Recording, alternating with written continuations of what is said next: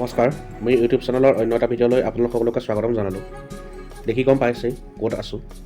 অসম সন্তান, প্ৰকৃতিৰ প্ৰিয় পুত্ৰ জুবিন দাৰ অন্তিম শয়নৰ স্থানখিনিত, জুবিন ক্ষেত্ৰত। আচলতে ইয়ালৈ অহাৰ পৰিকল্পনা মোৰ কোনোদিনেই নাছিল, কাৰণ দাদা জীয়াই আছে বুলি মই ভ্ৰমতেই আজীৱন জীয়াই থাকিম বুলি ভাবি লৈছোঁ। আচলতে সোণাপুৰলৈ মই এটা বিশেষ কামত আহিছিলোঁ, আৰু আহিলোঁ যেতিয়াই বুকুখন বহুত ডাঠ কৰি, বহুত সাহস গোটাই দাদাৰ অন্তিম বিচনাখন চাই যাওঁ বুলি আহিলোঁ। তেওঁ অসমীয়া সংগীত, চলচ্চিত্ৰ, সাংস্কৃতিক জগতৰ বাবে যিমানখিনি কৰিলে, যেনেকৈ তেওঁ মানৱীয়তাৰে সমাজৰ প্ৰতিজনৰে মন জিনিলে, তেওঁক সন্মুখৰ পৰা হাতখন ধৰি কৃতজ্ঞতা দিয়াটো মোৰ বহুদিনৰ সপোন আছিল। কিন্তু মই ভবাৰ দৰে মোৰ সেই সপোন সফল কৰিব নোৱাৰিলোঁ। আজি এই সপোনটোৰ কথা যদিও তেওঁক কৈছোঁ, কিন্তু তেওঁ কি কৈছে মই শুনা নাই।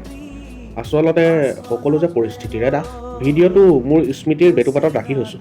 দাদা, আপুনি মোৰ ভগৱান, হে ঈশ্বৰ পুত্ৰ, যি দিলা সেইখিনিক লৈ তোমাৰ প্ৰকৃত অনুৰাগী প্ৰতিজনেই কৃতজ্ঞ। আপুনি নেদেখাজনৰ ওচৰত সদায় ভালে থাকক। আপোনাৰ এই আদৰ্শৰে মই মোৰ বাট জিনিম।